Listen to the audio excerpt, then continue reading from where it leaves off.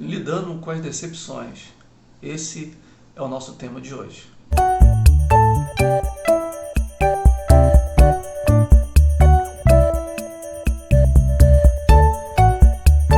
Olá, queridos, sejam bem-vindos ao canal A Paz do Senhor Jesus Cristo.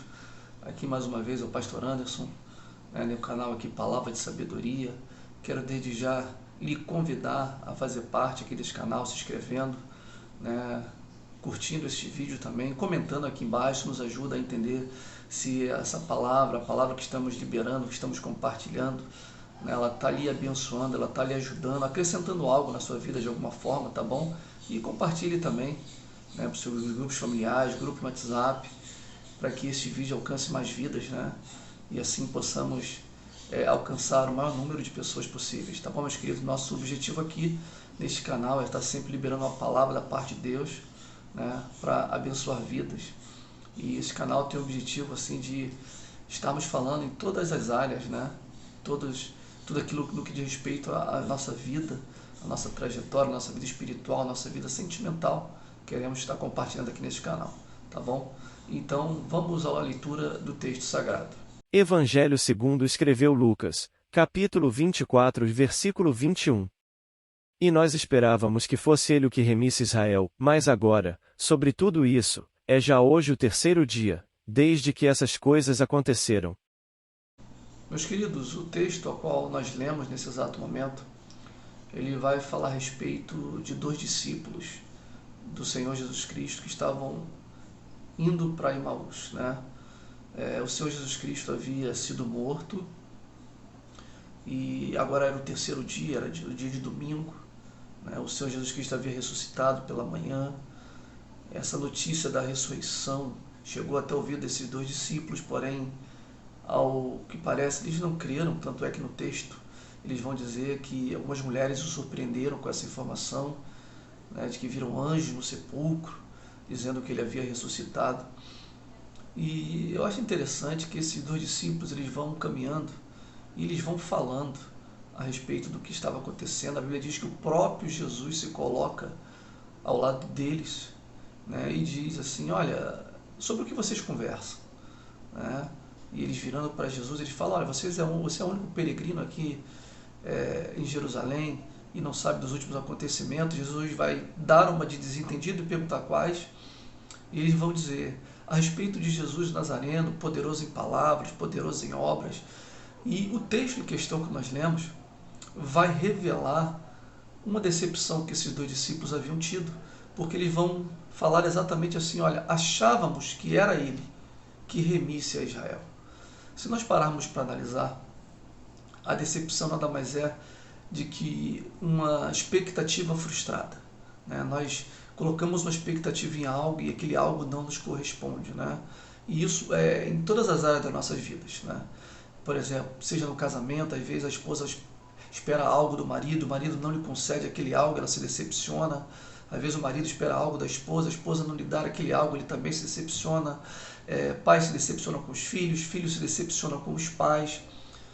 Se decepcionamos com coisas, com objetos, decepcionamos com algumas coisas que compramos. Às vezes você comprou um objeto e aquele objeto ali não lhe deu a devida satisfação que você esperava, não correspondeu à sua expectativa, e isso gera uma decepção. Às vezes vamos realizar um determinado curso e aquele curso ali não é bem o que esperávamos, e então nos decepcionamos. Estes homens que estão aqui a caminho de Emaús, esses dois discípulos, eles estão decepcionados, porque a expectativa que eles tinham na pessoa de Jesus Cristo não foi correspondida.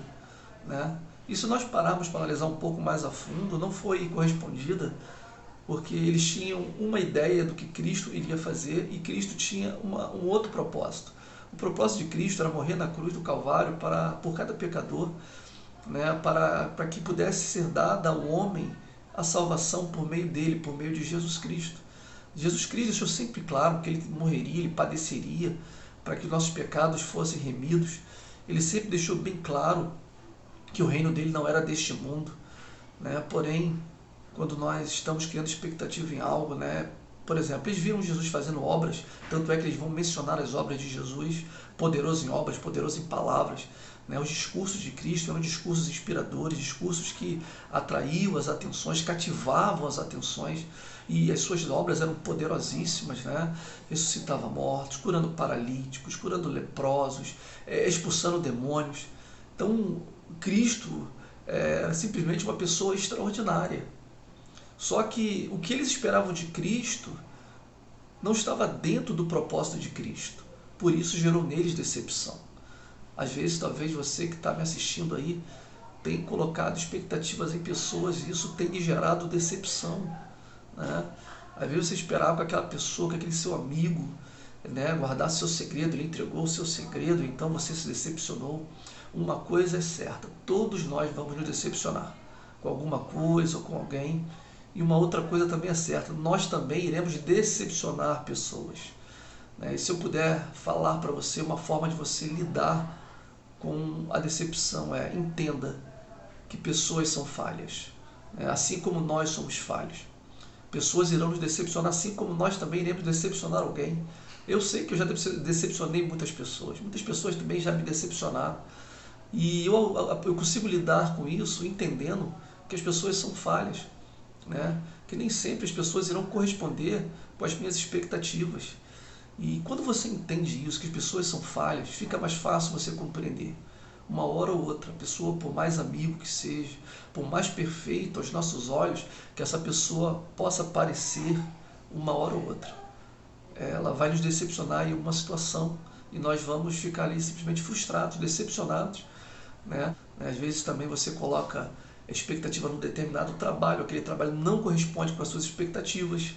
Então nós vamos entender que as nossas expectativas elas podem ser frustradas. E frustrando nossas expectativas, nos decepcionaremos, né? Então, meus queridos, aprendemos a lidar com essas decepções, né? Entendendo que as pessoas são falhas. As situações nem sempre vão, as coisas nem sempre vão acontecer como nós desejamos.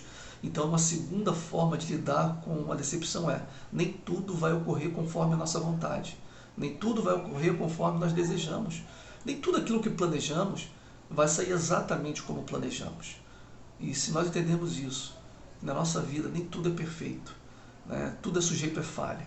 Se você comprar algo na internet, aquele objeto chegar, você vai criar uma expectativa e de repente não vai lhe atender e você se decepcionará.